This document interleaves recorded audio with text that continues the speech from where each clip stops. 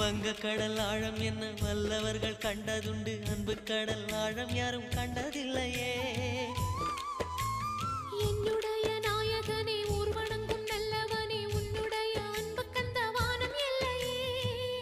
எனக்கென வந்த தேவதையே சரிபாதி நீ அல்லவா.